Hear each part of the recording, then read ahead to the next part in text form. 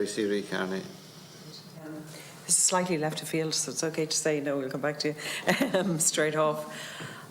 An area that I do a lot of work in is with regard to surrogacy, fertility, all of that, and I have an eye to the Assisted Human Reproduction Act, our bill that'll hopefully become an act before the summer. But I've had a number of contacts from around the country of families of prisoners where a person is in for a long sentence and consequently family planning doesn't happen in that context.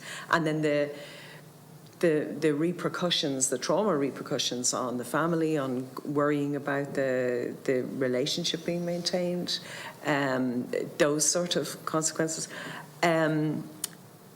So it is something I'd like to follow up with you, if I may, outside of this. But what does that come into? Where are you guys on that? I'm trying to not ask anything too specific, but so I suppose, does that come into consideration, and where does it come into consideration, if it does?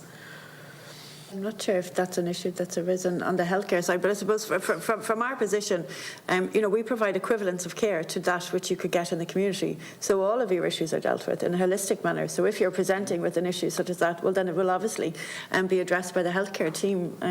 And we need to be very clear that just because you're in custody, the only right you've lost is your right to liberty. You haven't lost any of your other rights, including your right to family life. And we do a lot, as much as we can, to support, the links with your family. So certainly, all of your needs, all of the presenting issues are addressed by our healthcare team. I might ask Emer to come in specifically. Yeah, I expect on the level of investigations and supporting someone who might be in the middle of a process, that could be, that would continue on, if that's where you're coming from. I'm not too sure if that's... So IVF and IUI and all of that is all facilitated?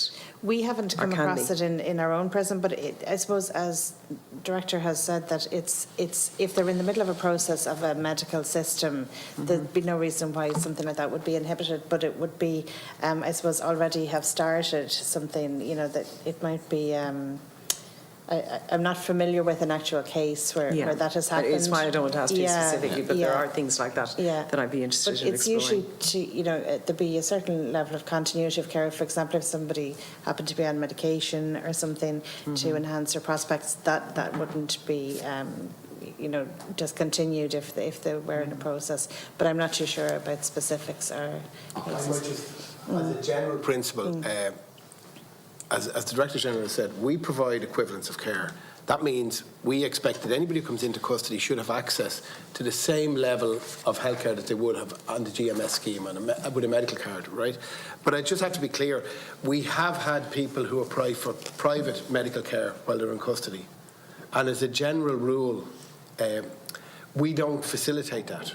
Because, if you can imagine a scenario where somebody is considered to be high profile or whatever and has the means, we're not in a position to facilitate that. We're very clear that people should get the same level of care as you would expect on a medical card. So that probably cuts into your question.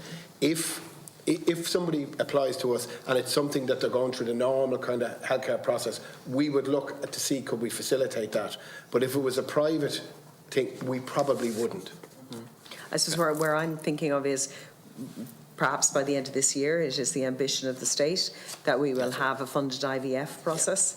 And if that were the case, then for the partners of long-term prisoners, perhaps they can pursue IVF as a means to grow a family, and perhaps that would assist in the trauma, family breakdown, all of those things that perhaps flow from long-term prison incarceration. That's great. Thank you very much. Thank you very much for your engagement.